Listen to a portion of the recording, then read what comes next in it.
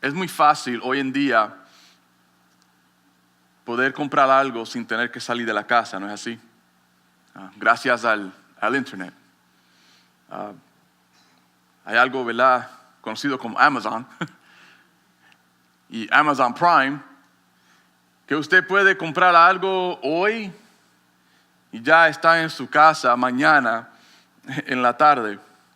Y esto ha sido posible por el internet. Pero también hay un problema, y es la venta de productos falsificados en el internet ha crecido. Comprar productos falsificados puede ser muy peligroso, porque son productos que no están bajo las regulaciones o estándares que gobiernan esos productos. Por ejemplo, tengo aquí los cargadores de iPhone. ¿Cuántos son dueños de un iPhone? ¿Alguien tiene iPhone? Los demás de Android me están mirando mal, pero es solamente un ejemplo. Hicieron unos estudios recientemente y muestran que los cargadores falsificados de iPhone tienen un 99% probabilidad de fracasar una de dos pruebas. La prueba de fuerza eléctrica, de poder resistir ese cable o ese cargador, resistir la electricidad y no recalentarse. Y la segunda prueba es una prueba que se llama prueba de corriente táctil, que si usted toca el cable o toca el cargador, no se vaya a electrocutar. Un cargador que fracasa estas pruebas puede causar un incendio en una casa o puede electrocutar a una persona. Tomando esto en mente, quiero traer una pregunta muy importante a cada uno de ustedes hoy. Y no es si tiene un cargador falsificado, sino, ¿es tu cristianismo auténtico o es tu cristianismo falsificado? Un cristianismo falsificado es catastrófico. Y una de las razones que un cristianismo falsificado es catastrófico es porque no produce un evangelismo bíblico. Le voy a repetir eso de nuevo. La razón por la cual el cristianismo falsificado, o una de las razones por la cual el cristianismo falsificado es catastrófico, es porque no produce un evangelismo bíblico. El pastor A.W. Tozer una vez escribió un artículo titulado Evangelismo, métodos de la iglesia primitiva. Y en este corto artículo que escribió el pastor Tozer, él da su definición de lo que es evangelismo de acuerdo a la iglesia primitiva. Y cuando hablo de la iglesia primitiva, estoy hablando de lo que nos enseña el libro de Hechos y el Nuevo Testamento. Y esto es lo que escribió él. No está aquí en la pantalla, solamente le voy a leer lo que tengo aquí en mis notas. Era ir, ser testigo, dando todo a Cristo y dejándolo todo por Él, tomando la cruz, aceptando las consecuencias. Es una descripción que también podemos ver en el libro de Hechos capítulo 4. Libro de Hechos capítulo 4 versículos 32 al 33. Donde dice, y la multitud de los que habían creído era de un corazón y un alma. Y ninguno decía ser suyo propio nada de lo que poseía, sino que tenían todas las cosas en común. Y con gran poder los apóstoles daban testimonio de la resurrección del Señor Jesús. Y abundante gracia era sobre todos ellos. Leo esto y digo, wow, qué imagen tan bella y tan clara de lo que era la iglesia primitiva. Esto es lo que habla el pastor Tozer. Para mí es una imagen clara de lo que es el cristianismo auténtico. Pero cuando lo comparamos con la iglesia de hoy, cuando lo comparamos con el cristianismo de hoy, con el cristianismo de muchos de nosotros, quedamos súper cortos. No testificamos con nuestra boca y definitivamente no testificamos con nuestras vidas. No damos. En realidad lo que damos es lo que nos sobra ya después que cubrimos lo nuestro. No dejamos, porque hay otras cosas en nuestra vida que son más importantes. Definitivamente no tomamos nuestra cruz cada día, porque todavía deseamos el control nosotros de nuestras vidas. Y no aceptamos las consecuencias. En realidad, si analizamos bien, lo que buscamos es evitar las consecuencias de lo que es ser cristiano y un seguidor de Cristo de acuerdo a su palabra. Y la razón por esto, creo que debemos regresar a la parte de Jesús, parte 15, la semana pasada. La razón por esto es nuestra avaricia. Porque la actitud de muchos de nosotros es: yo voy primero. No existe en nosotros sacrificio. No existe en nosotros el sufrimiento por el evangelio. Y no existe en nosotros, hermanos, un amor genuino por las almas que están perdidas y por las almas que no han sido alcanzadas. Recibí un libro hace una semana, creo que fue un mes atrás, de un magazine cristiano. Y da los 20 o 25 lugares más difíciles donde ser cristiano. Lugares de persecución. Yo estaba viendo, uno de estos lugares es el país de Yemen. En Yemen, en todo el país, veía yo allí, hay menos de 1,000 cristianos. En lugares como India, donde el evangelio todavía no ha llegado en muchos lugares, donde hay lugares donde personas no han escuchado acerca del evangelio, no nos importa eso. No nos importa de que hay personas a través del mundo entero que todavía no han sido alcanzadas porque no han escuchado el evangelio. Pero más cerca a casa no nos importa aquellos que están perdidos alrededor nuestro, que han escuchado el evangelio y no hemos testificado, no hemos dado, no hemos dejado y no hemos tomado nuestra cruz, y definitivamente no estamos dispuestos a aceptar las consecuencias. Si comparamos nuestro cristianismo hoy al cristianismo auténtico que nos enseña el libro de Hechos, cuán corto quedamos muchos. Pongan mucha atención, hermano. Nuestro evangelismo dice mucho de nuestra autenticidad. Y con esto, ¿verdad? Quiero que entremos en una historia que nos relatan los 4 evangelios. En realidad creo que es la única historia que es relatada de esta manera en los 4 evangelios. Y es la alimentación de los 5,000. ¿Qué tiene que ver esto con el evangelismo? Ahí voy a llegar. Pero quiero darle un poquito de contexto para que podamos entender qué es lo que está sucediendo, qué es lo que está sucediendo con Jesús, qué es lo que está sucediendo con los discípulos, antes de entrar aquí.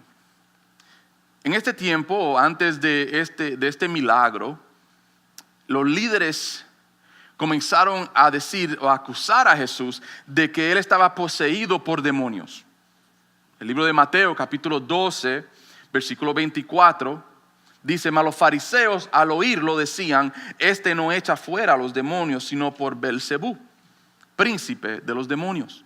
Esto es lo que estaban los líderes fariseos hablando acerca de Jesús.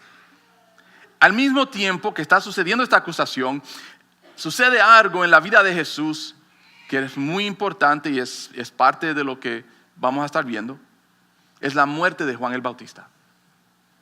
Le llega a él noticia de la muerte de Juan el Bautista. En el libro de Mateo, capítulo 14, versículo 12, dice: entonces llegaron sus discípulos, los discípulos de Juan el Bautista, y tomaron el cuerpo y lo enterraron, y fueron y dieron las nuevas a Jesús. estos dos eventos suceden y Jesús sale de Capernaum, donde estaba, y se dirige y se aparta ahora a un lugar diferente, conocido como Bethsaida.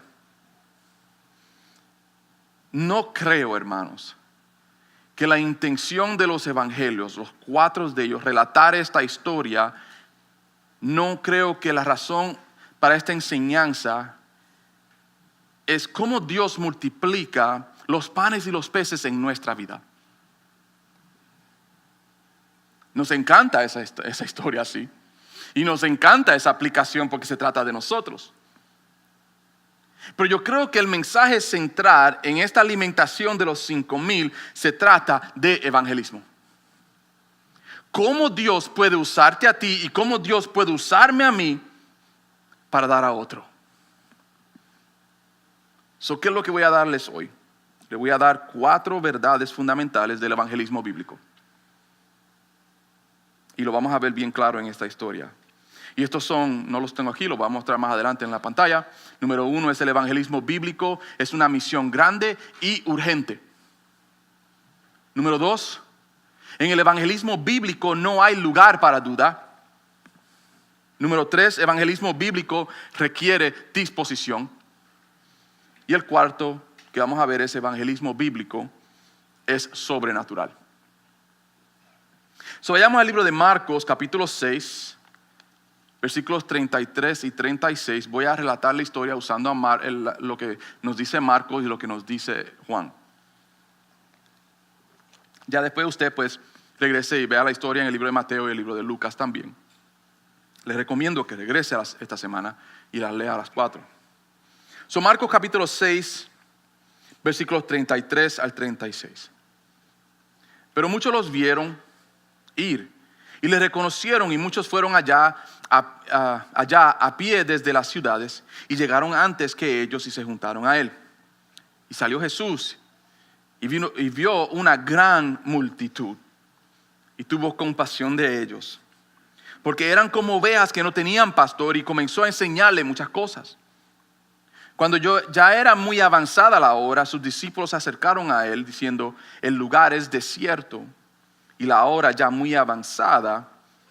Le dicen a Jesús: despídelos para que vayan a los campos y aldeas de alrededor y compren pan, pues no tienen que comer. Verdad número 1, fundamental del evangelismo bíblico, es una misión grande.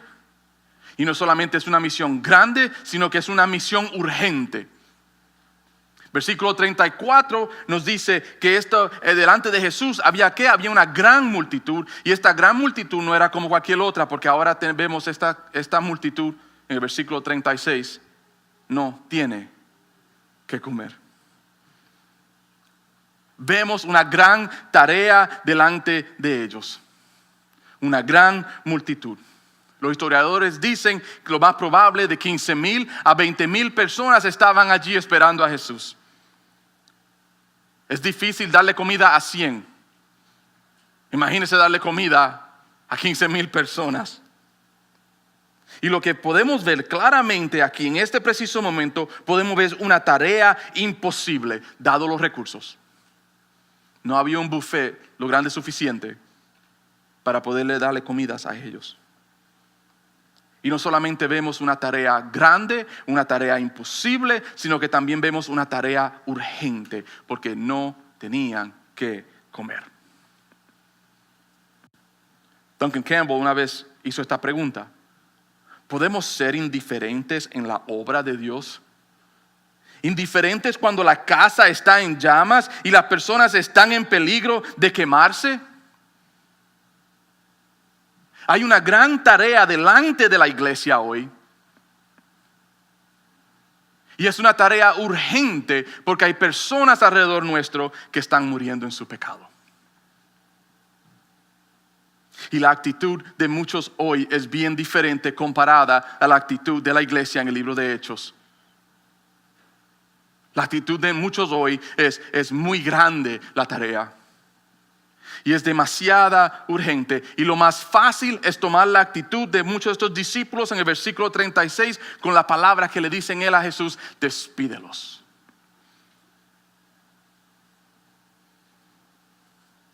Despedidos estamos de la idea de sacrificar por el evangelio. Nosotros mismos hemos despedido esa actitud de nuestros corazones. Ellos le dicen a él: despídelos para que vayan a los campos y aldeas de alrededor y compren pan. La actitud de muchos hoy es que otros se encarguen de eso. La actitud de muchos hoy es: no quiero esa responsabilidad. Yo tengo demasiadas cosas sucediendo en mi vida. Esta temporada en mi vida es una temporada muy difícil. Quizás ya más adelante soy parte de esta gran misión, y esta gran misión que no solamente es grande, sino que es urgente. Es más fácil despedir el evangelismo de nuestras vidas. El cristianismo falsificado, hermanos, o el cristianismo falso, es un cristianismo negligente. Es un cristianismo que no siente esa carga, que no siente ese peso, que no siente esa responsabilidad. Un cristianismo donde no se derraman lágrimas por el perdido y el que no ha sido alcanzado. Nos acostamos bien cómodos en nuestras camas. Nos acostamos y nos sentamos en nuestros sofás con nuestros televisores de 70 pulgadas, en nuestros carros cómodos, en nuestras casas con calefacción y electricidad. Nuestros niños yendo a buenas escuelas y buena educación, buenos trabajos. Mientras hay billones de personas a través del mundo entero que no han sido alcanzados con el evangelio, y eso no nos molesta. Pero el evangelismo bíblico no es una sugerencia. El evangelismo bíblico es un mandato. El evangelismo bíblico no es influenciado por circunstancias. No es influenciado por lo que está sucediendo en mi vida o mis emociones.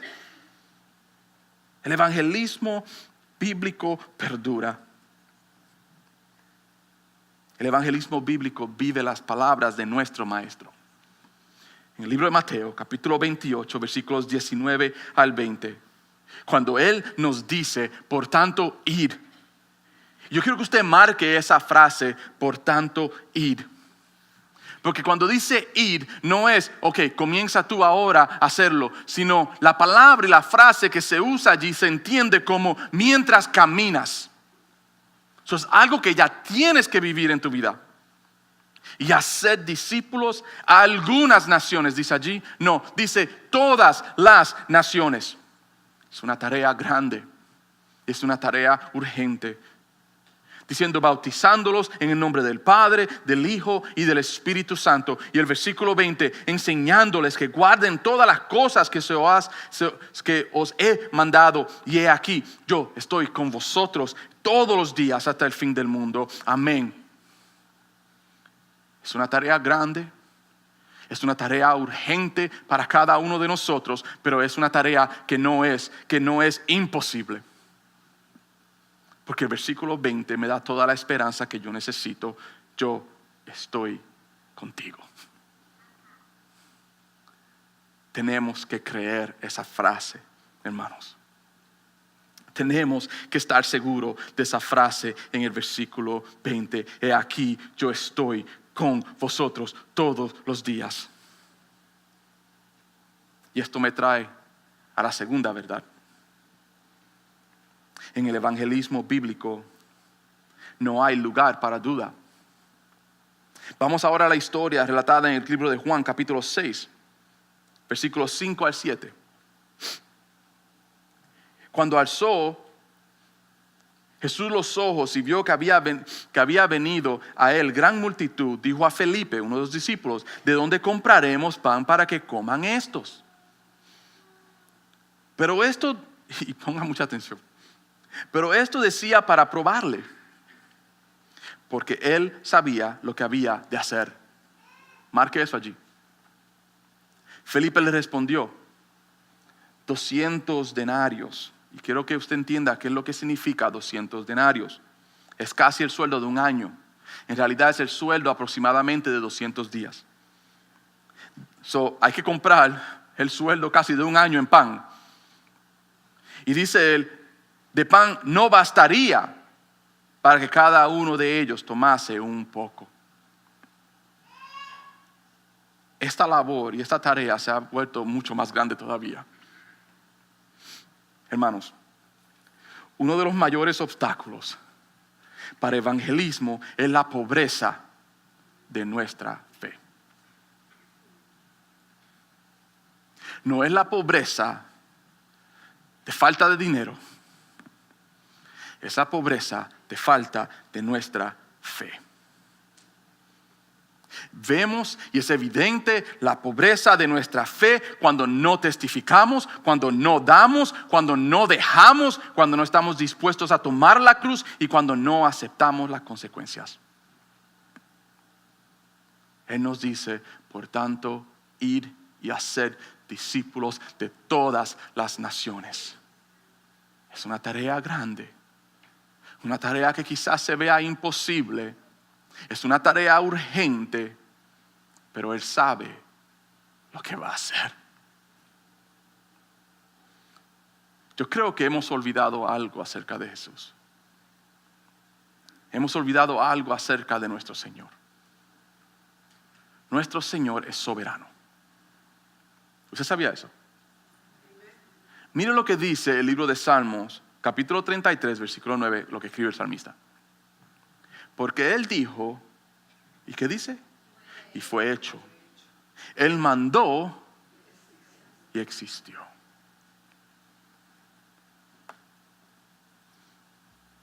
Por tanto, ir y hacer discípulos. Él dijo y fue hecho. Él mandó y existió. Con respecto a esto, el pastor John Piper, en una de sus predicaciones, dijo: la presencia de la esperanza en la invencible soberanía de Dios echa fuera el temor. Si tuviésemos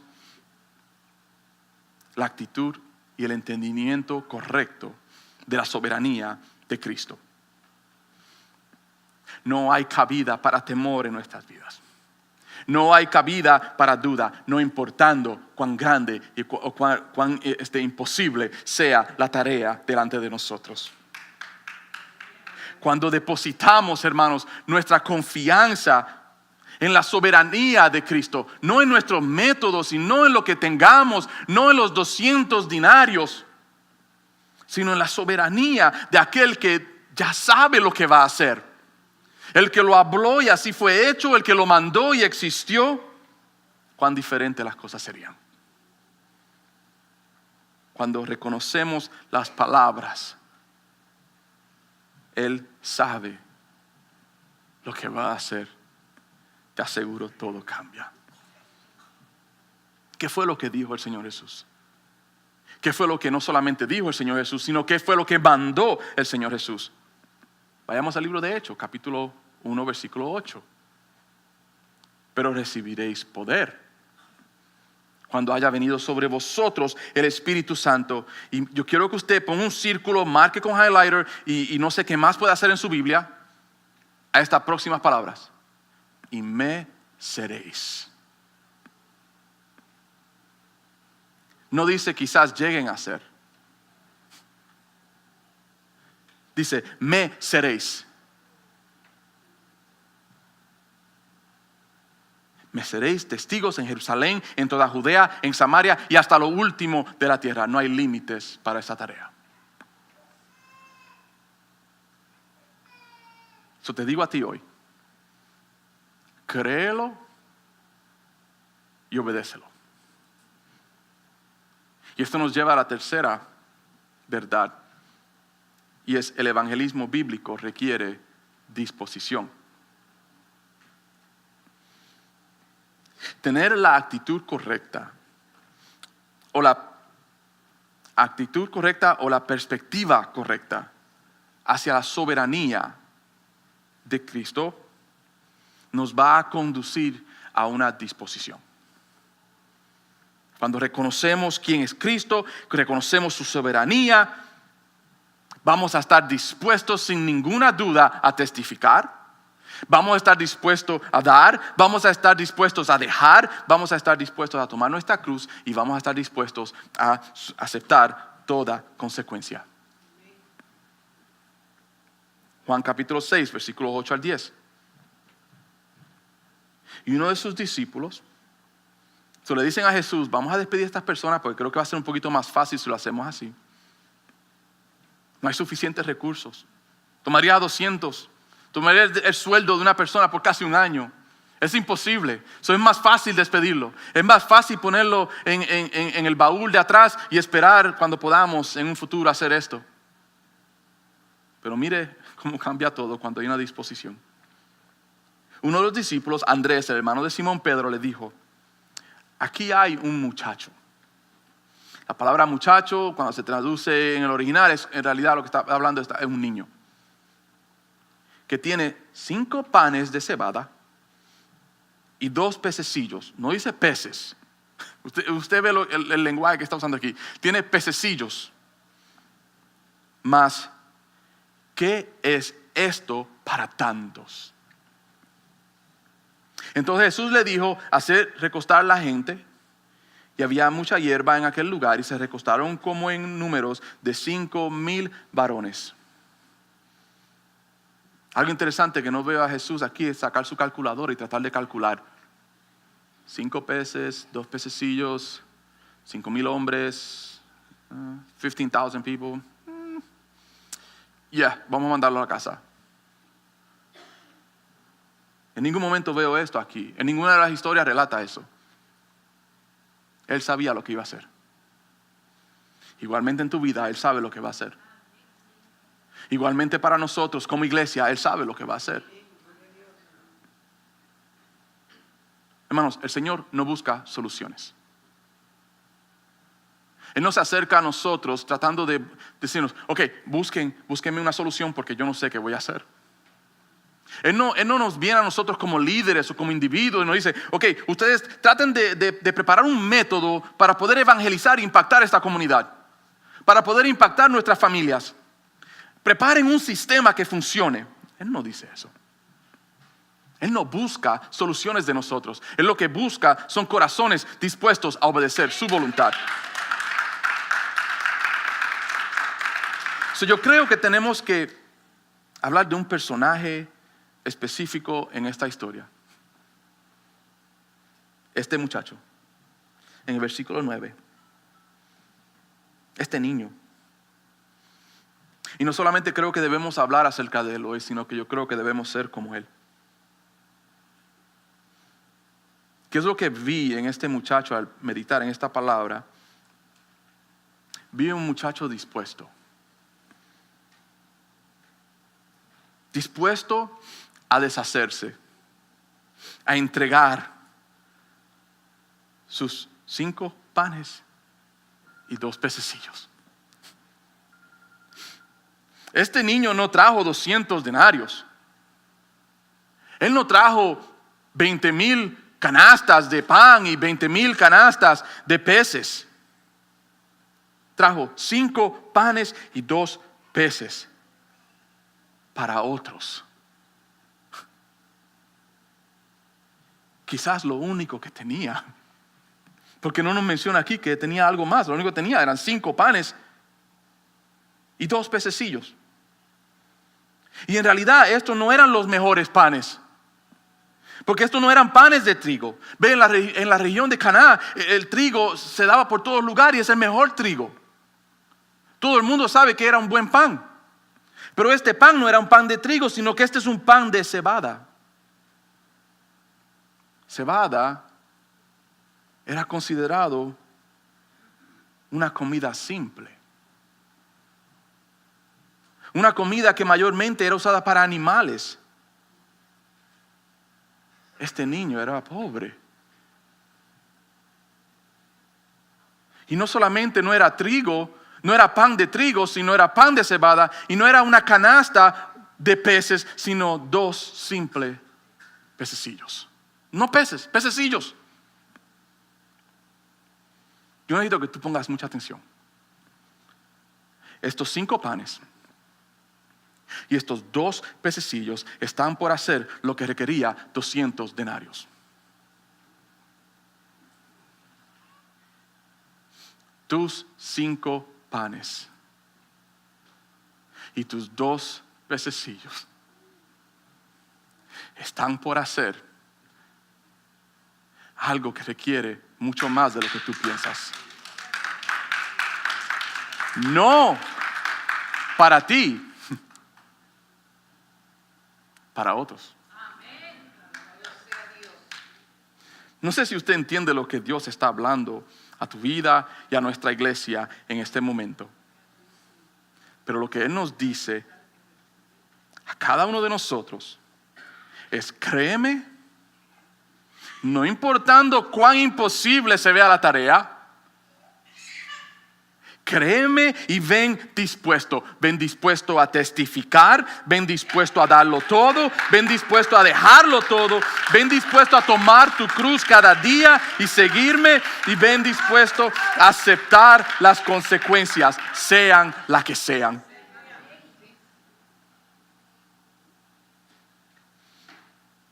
Porque en realidad es como el Señor le dijo a Pablo, 2 Corintios 12:9, cuando el Señor le dijo a Pablo: mi poder se perfecciona en la debilidad.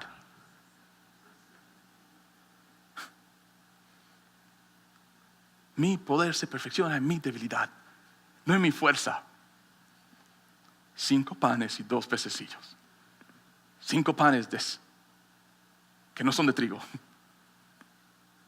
Siempre pienso en las palabras del pastor Moody, cuando él dijo: la verdadera fe es la debilidad del hombre apoyada en la fuerza de Dios. Y esto nos hace falta más a nosotros. Cuando la debilidad nuestra es apoyada en la fuerza de Dios, no hay misión muy grande. No hay misión imposible. Y yo quiero que veamos un modelo que Pablo nos da. Y es las iglesias en Macedonia. La iglesia en Corinto era una iglesia próspera, una iglesia que se movía mucho mercado en Corinto, una metrópolis, un lugar donde había recursos. Pero las iglesias de Macedonia eran conocidas como iglesias pobres, como este niño. Y mira el modelo que nos da Pablo en 2 Corintios 8, 1 al 5. Y antes de leer esto, le voy a decir algo a usted. No está en mis notas. No hay excusas. All right? There's no excuses.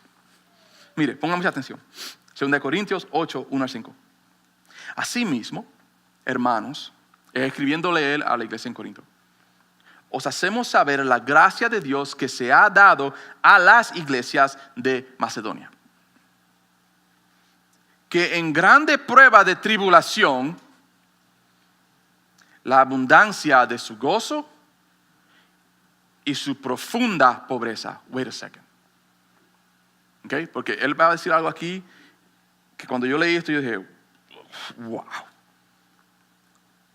Dice él, tome esto como una fórmula, ¿ok?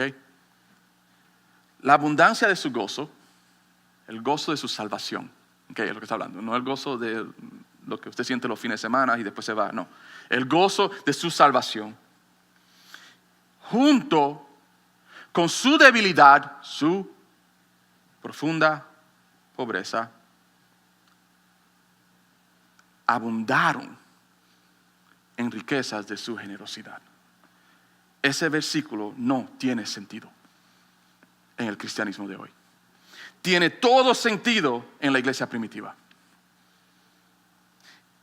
Una iglesia pasando por gran tribulación que abunda en su gozo por su salvación, teniendo una profunda pobreza, abundan en gran riqueza, no en dinero, no en posesiones, no en recursos, sino en generosidad. Versículo 3. Dice él: pues doy testimonio de que con agrado. Yo quiero que usted marque esa palabra allí. Han dado conforme a sus fuerzas. Disposición.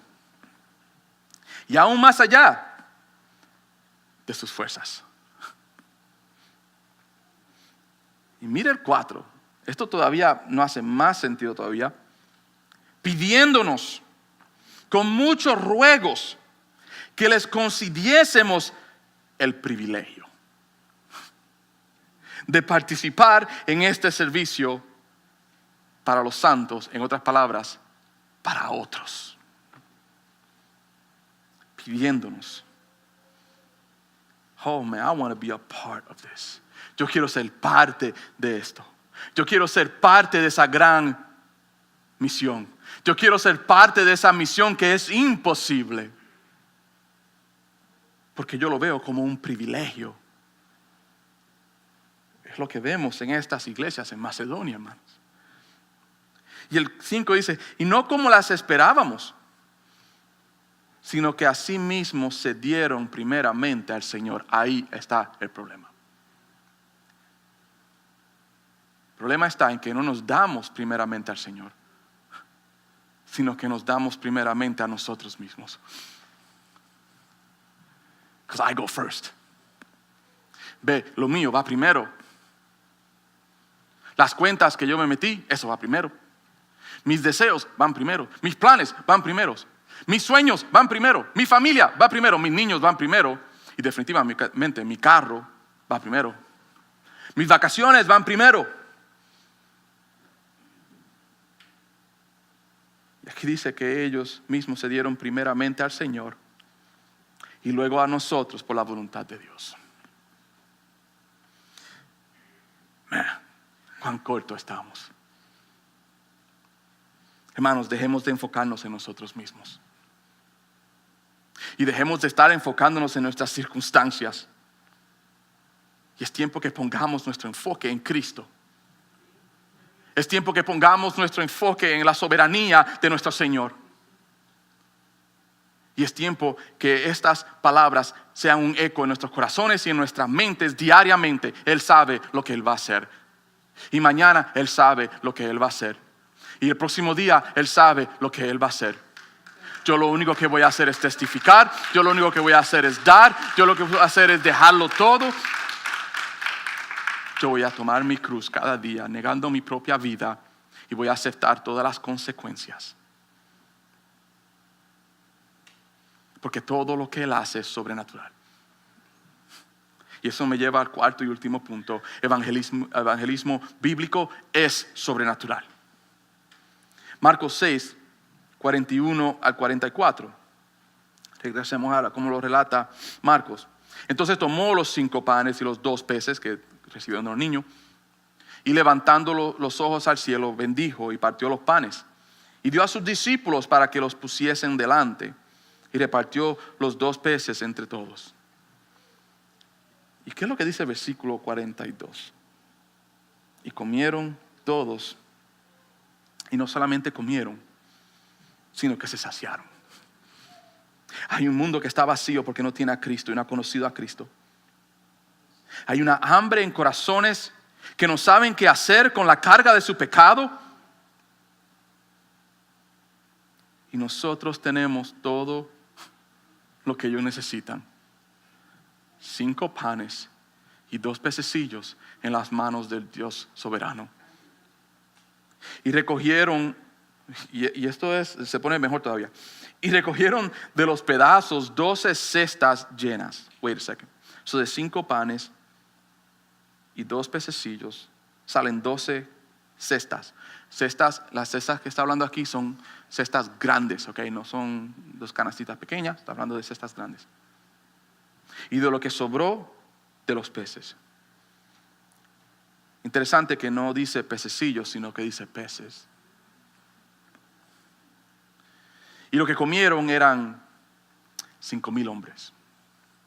Aproximadamente 15,000 a 20,000 personas, considerando los niños y mujeres que estaban allí presentes con estos hombres. Y desde un principio Jesús sabía lo que iba a hacer. Otros pensaban diferentes. Otros querían despedir a las personas. Otros decían, ¿de dónde vamos a sacar 200 denarios? ¿De dónde vamos a sacar el sueldo de casi 200 días? Esta misión, esta tarea es imposible. Esto va a tomar demasiado poder hacerlo. Somos limitados. Y excusa tras excusa tras excusa escuchamos. Individualmente nos decimos todos los días, si yo hablo nadie me va a escuchar. Si yo doy, me voy a quedar corto. Si yo dejo, me voy a perder en esa oportunidad. Si cargo mi cruz, entonces ¿qué control tengo yo sobre mi vida? Y en realidad las consecuencias del cristianismo son unas consecuencias que no deseo yo. Como iglesia, decimos es imposible que nosotros, una iglesia aquí en la ciudad de Passaic, podamos hacer grandes cosas por el evangelio. No solamente en esta comunidad, sino a través del mundo entero. Pensamos es demasiado. Ponemos límites porque decimos que somos pobres. En realidad lo que somos ávaros. ¿Es la palabra? Pero él sabía lo que iba a hacer desde un principio. Thank God he knows. Gracias al Señor que él sabe. Porque él ya tenía un plan. Él ya tenía un plan sobrenatural. Hermanos, el plan de Dios se va a llevar a cabo contigo o sin ti. Si lo viéramos como la iglesia en Macedonia, rogamos ser parte. Rogamos ser parte de esta misión imposible. Rogamos ser parte de esta misión urgente.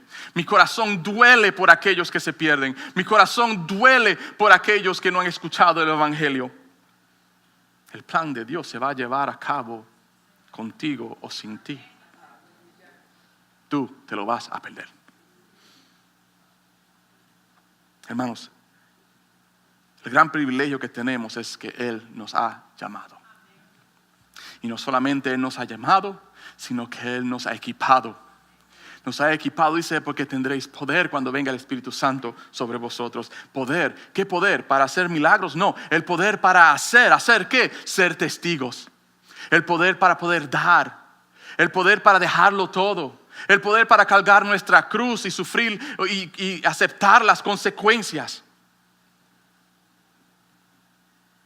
Él ha declarado su plan claramente para cada uno de nosotros. Y esto no es solamente para algunos cristianos, esto no es solamente para los misioneros, esto no es solamente para los pastores o líderes o maestros, esto es para todo cristiano.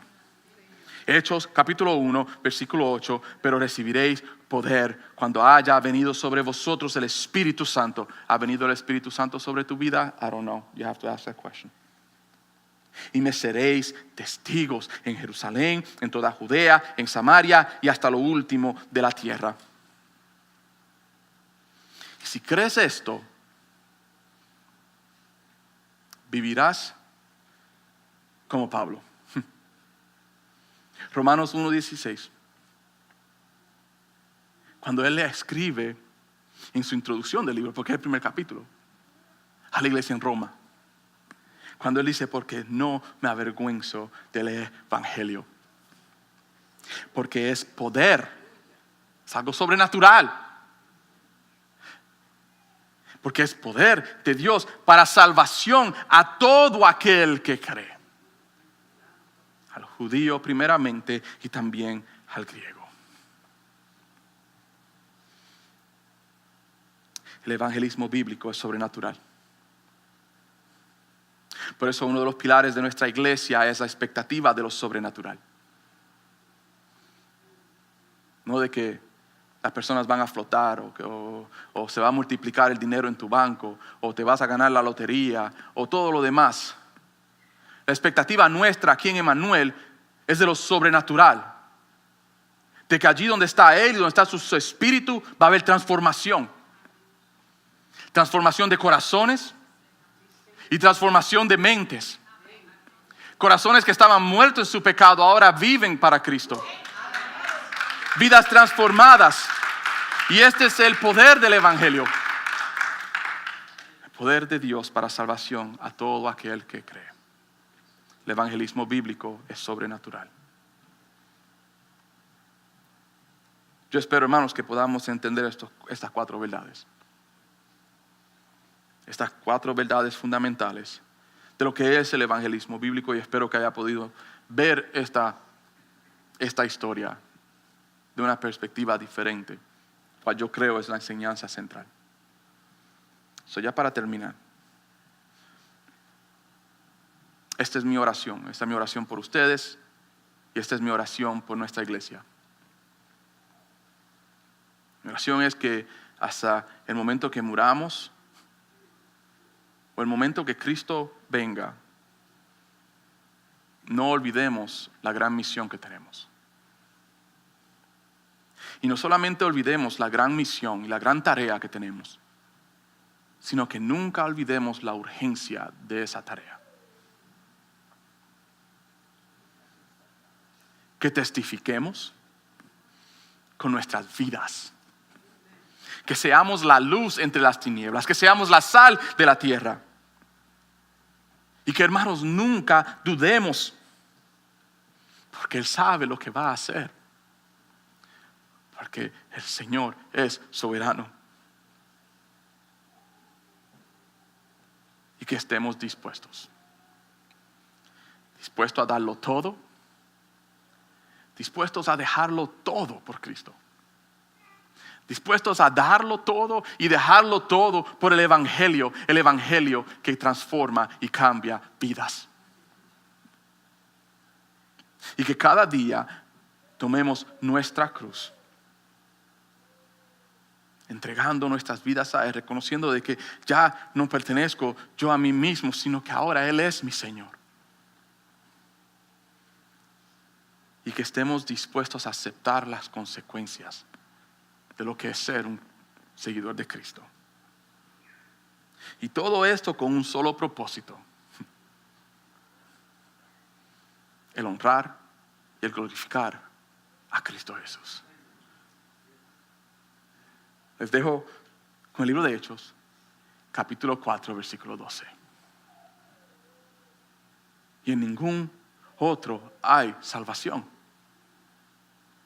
porque no hay otro nombre bajo el cielo dado a los hombres en que podamos ser salvos.